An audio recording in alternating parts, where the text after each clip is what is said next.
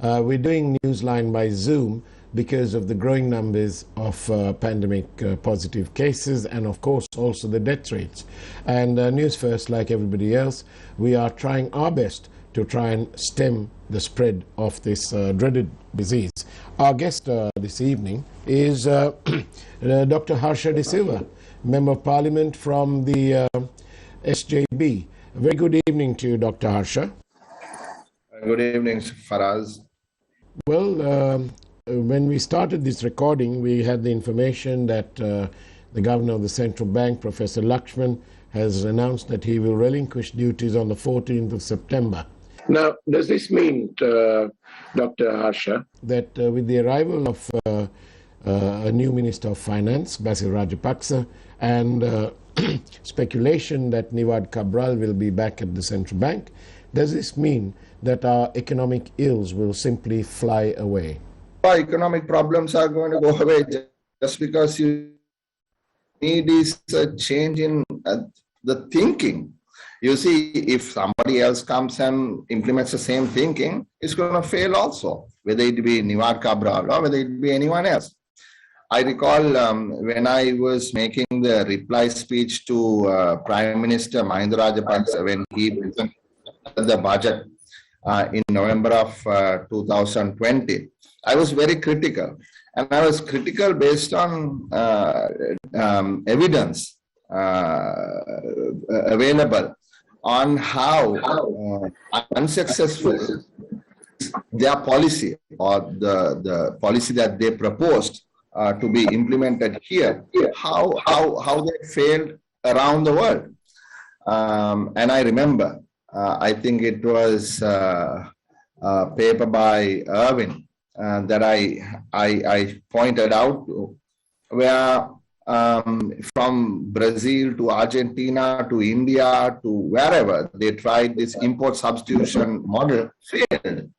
So the alternate model that these people were proposing at the time composed of two pillars. One was, like I said, import substitution pillar, and the other one was modern monetary theory, which is commonly referred to as money printing. And those two together was bound to fail. And Professor, we all respect him for the academic he was for a number of years. But that was certainly not the way forward. And as we sort of foresaw at that time, it has crashed and burned. So whether they are going to change the policy, the implementation of it, whether if that happens, perhaps there could be some turnaround. If not, same way down to the point of no return. And what should we be doing when we look at the foreign currency? We see the central bank writing to the banks and urging them to support it and so on and so forth. Does Sri Lanka have enough funds? Does the central bank have enough funds to support all this? No. We are going down the wrong path.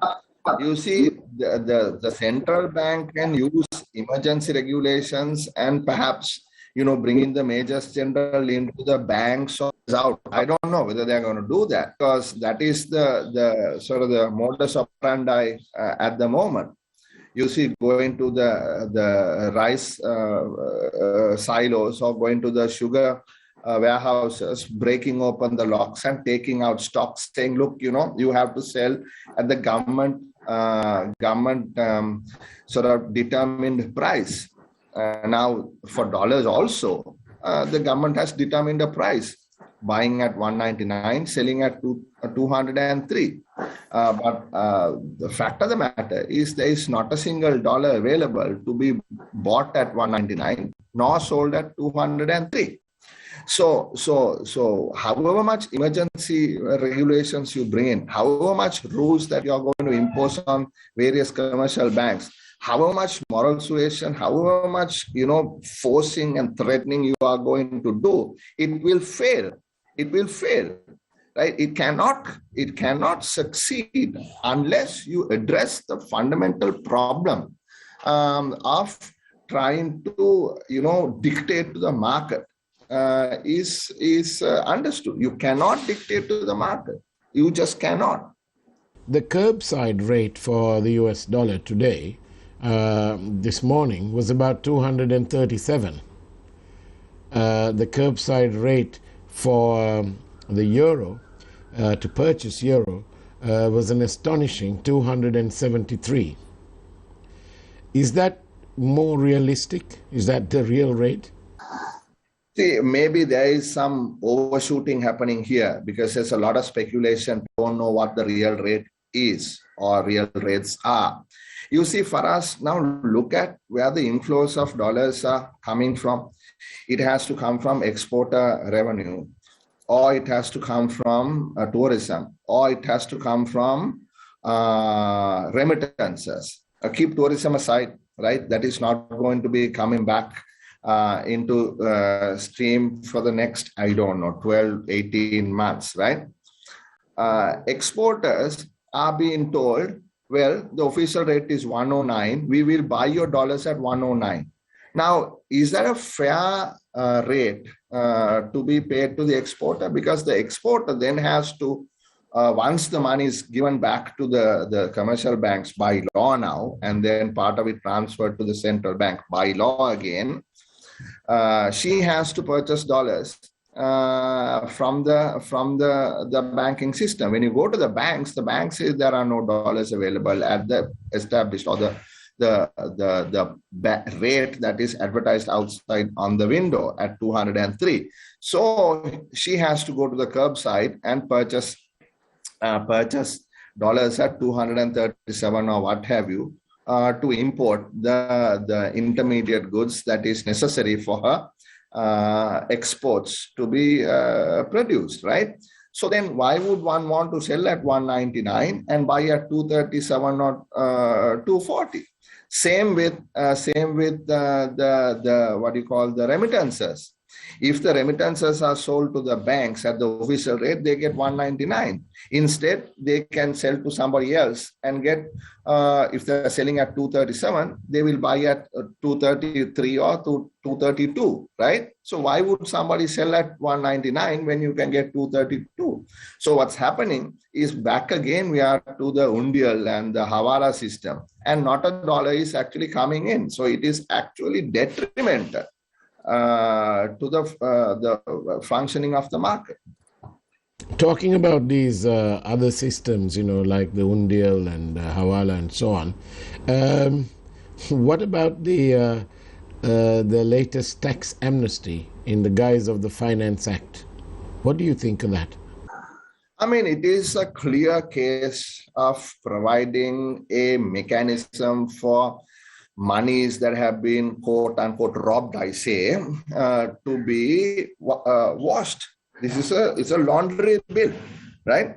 See, for instance, the government is saying, look, there are certain people who have kept dollars overseas or have not declared their incomes locally, and we will give them a chance to legitimize the money. Now, let's take that.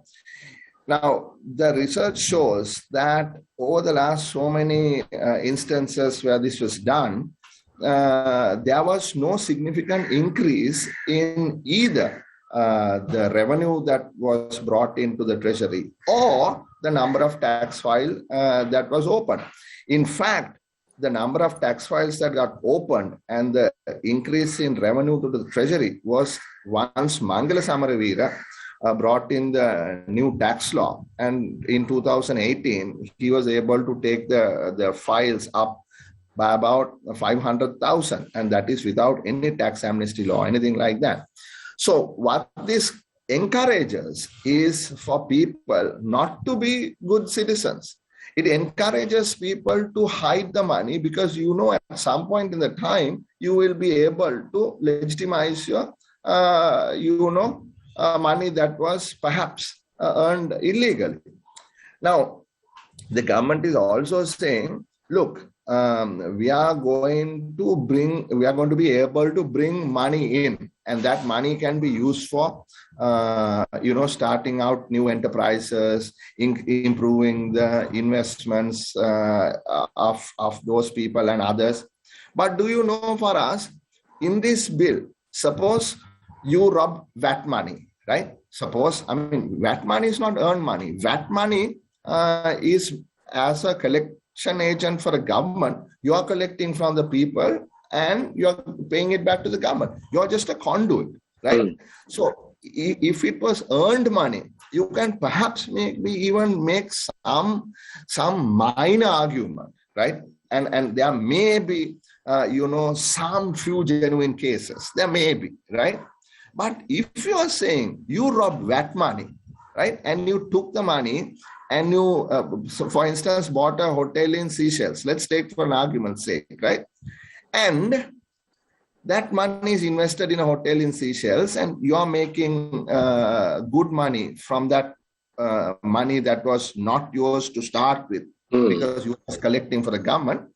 You can now just write a small note and submit it to the central bank, and like that, the money that you rob from the VAT becomes legal, and not a cent, not a dollar flows back into the country. Now, is that what you want?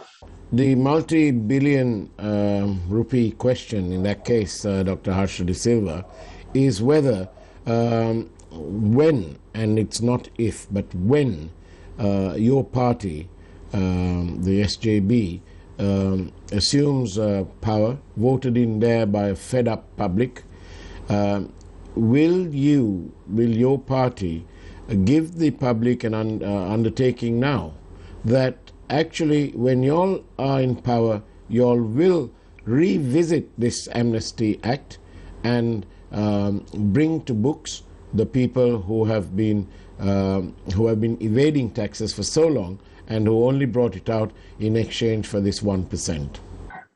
You see, once a law is passed, it is passed. You can't have retrospective laws in this country, right? So I cannot here, as a responsible member of parliament, say, look, we are going to go back and then make something that has been legitimized by the parliament this week. But you're only going to restore the status quo being that these fellows who have been doing this are nothing but cheapskates and rogues and traitors. The issue is one of democratic governance, right? And in this country, there is no way that you can bring in legislation retrospectively, right? If you try to do that, you break the confidence of the entire system, right? You can't do that. The legislation has to be from the time it is signed by the speaker and becomes law. But when it comes to taxes, are you able to do that when it comes to taxes? No, the normal law can be applied. Normal law can be applied, and in the normal law, there are clauses where one can go back and look at taxes for a number of years in the past. But I cannot here tell you that I don't have either the authority to say that this is what I'm going to do, what we are going to do, because this is something that needs to be discussed and a decision made. But one thing is that the laws cannot be applied in a retrospective manner. But revisiting it, you could have new laws. That is true. That is true. We will certainly do that. What is the point? Tell me, Faraz. How is it even remotely fair that you create two sets of taxpayers? Good people who follow the law, who pay the taxes. So many people are decent people. They pay their taxes on time. And they're all patriotic. They're all patriotic. Certainly they are all patriotic. But there are some people who evade the taxes, one, and there are other people who are even worse. That is, take the money that was collected by the poor people purportedly to pass it along to the government, because this is VAT and NBT and economic service charge and all that. That money doesn't belong to them. That money doesn't belong to them. That money belongs to the state. So that is misuse of public funds. And then invest it in some foreign country, in some land and some investment, right? Some hotel or something. Maybe buy a hotel, I was going to say to you. Precisely. That is in the law, which is wrong. We argued against it, right? And mind you, you see, I am particularly perturbed by the fact that the governor of the central bank, who's supposedly now going to resign, was the chairman of the Presidential Commission on Taxation, the last one in 2009. And he categorically said, look, you mustn't do this type of thing because you're encouraging tax evasion. You're not discouraging tax evasion. You're encouraging tax evasion, right? You mustn't do that.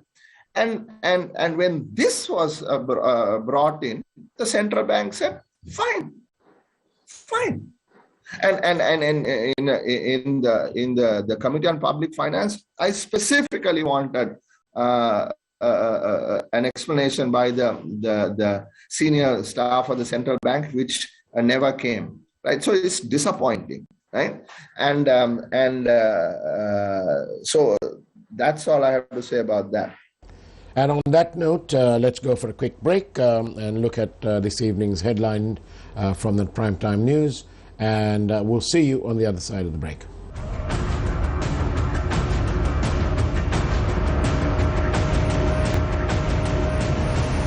Newsfirst, Newsline with Faraz, Shauketaly. Welcome back to Newsline Zoom. Our guest today is Dr. Harsha De Silva, Member of Parliament from the SJB. Now then, Dr. Harsha De Silva, Mr. 1990, right? Now then, tell me, modern monetary theory, printing money. The stock market is making all sorts of waves. People say that this is all a form of it being fixed. The prices of essentials are going up. Satosa is selling goods at a huge discount off the price. So the losses are accumulating at the treasury. Where is this all going to lead? This is unsustainable, Faraz. I mean, when we were very small, I recall at Royal Junior School, we used to stand in line in the canteen, and there were room mothers, mothers of some of our own classmates, and they would hand out to us, some white cloth for the shirt and some blue cloth for the pair of shorts, and they smell like kerosene.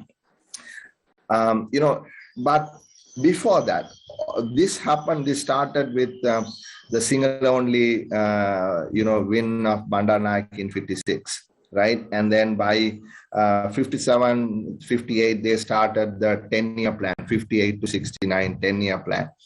And it was about inward-looking economic ideology. It was about import substitution. It was about welfare.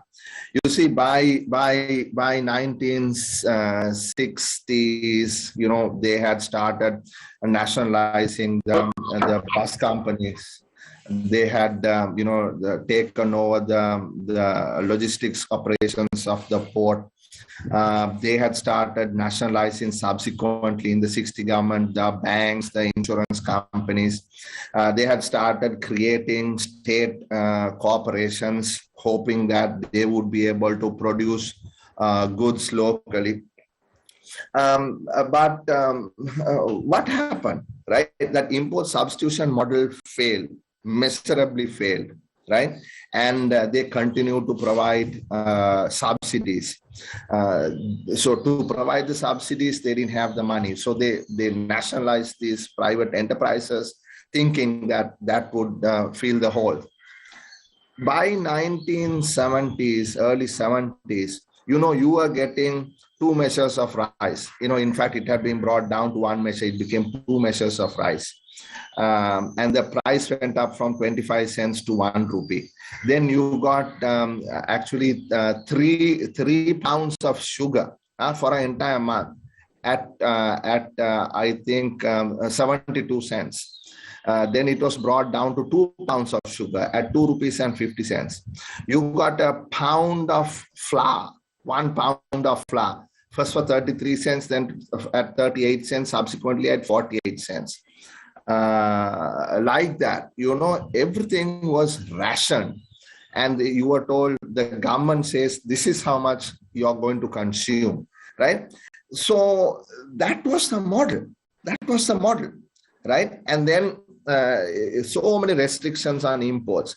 In fact, before the 70 government came in, right? This all happened in the early 70s. There was a period, Dudley Sennaik, where in 1968, they brought in something called the FEECS. That was a foreign exchange entitlement certificate scheme, right? Where importers of essential items, whatever they were essential items, got the dollars at the official rate. And exporters of traditional exports, tea, rubber, coconut, was able to or had to convert at the official rate. That was the Group A. Group B was non-traditional exports and non-essential imports. They had a different rate. You see, and there were 2 rates of exchange. That was at least a part of the liberalization in 68 that they tried to do. But by 70, it was all complete mess. By 72, 73, nationalization of plantations, everything was nationalized. State corporations had come in, total inefficiency had crept in, productivity had gone to the very bottom, unemployment was rising, social unrest was taking place. By 1975, 25% of the people in this country were unemployed. And then, of course, 77 JR came and then, broke the shackles and, took the country to a different, on a different route.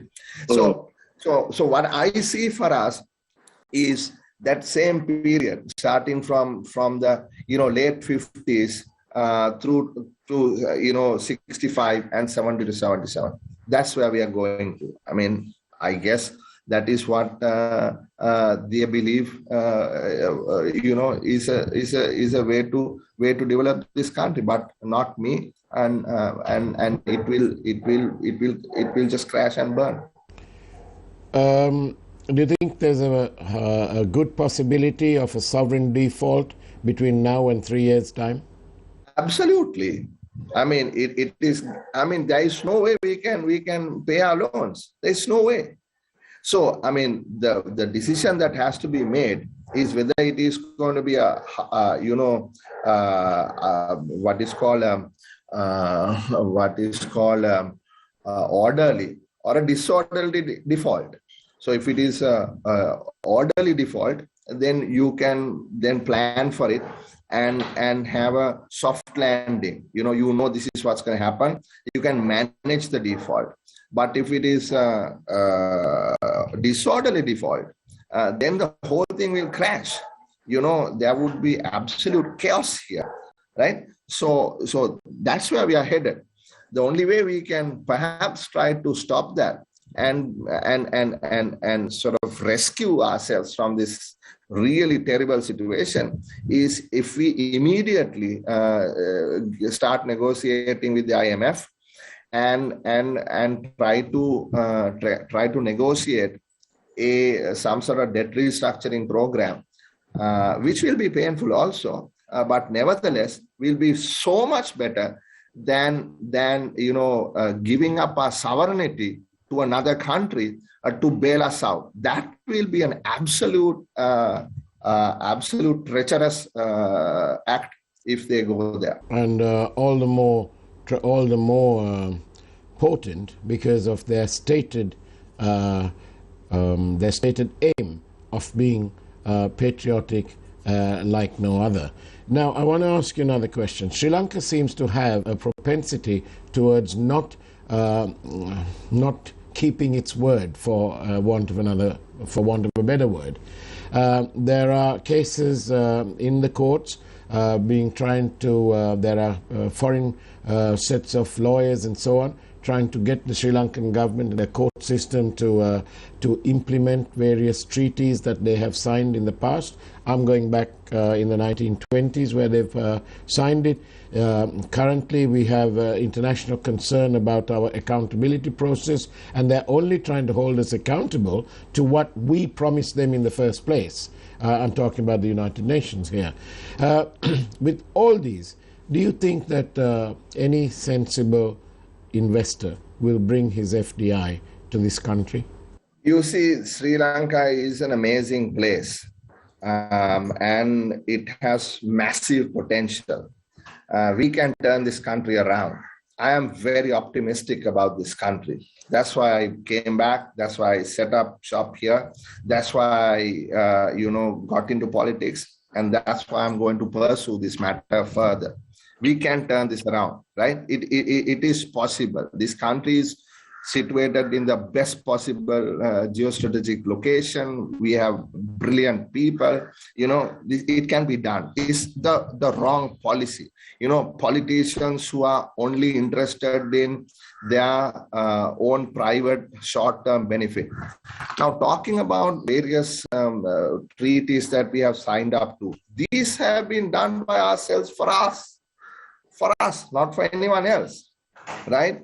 I mean, human rights is something that needs to be respected, immaterial of whether it has any bearing on us having trade concessions to the European Union or otherwise, right? And every person in this country, whatever race or religion or sexual orientation or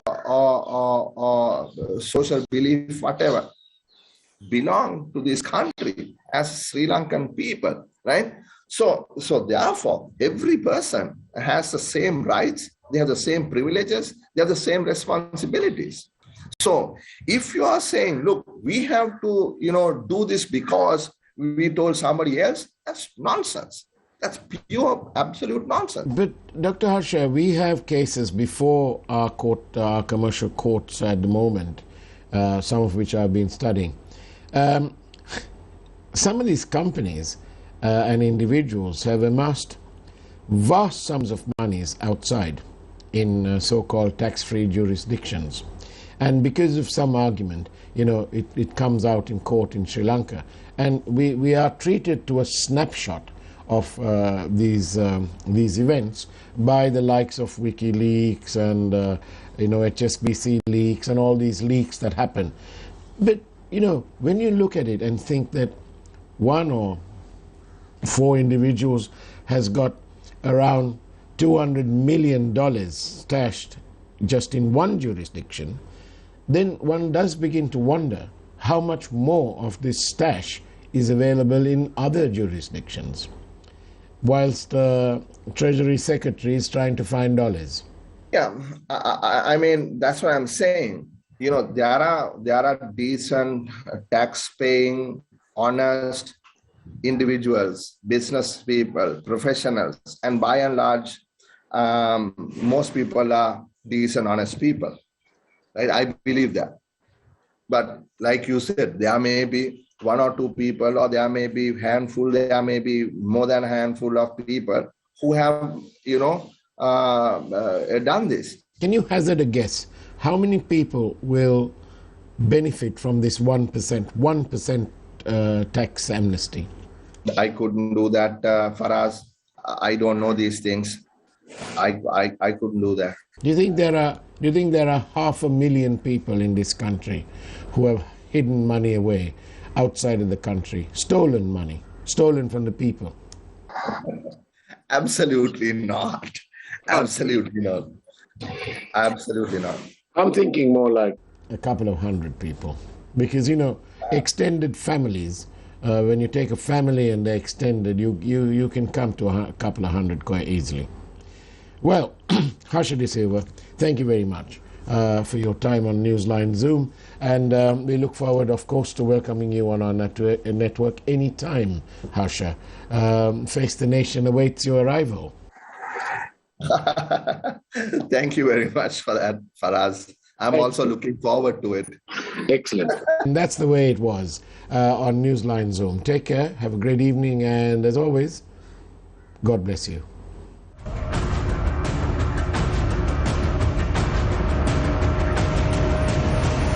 News First.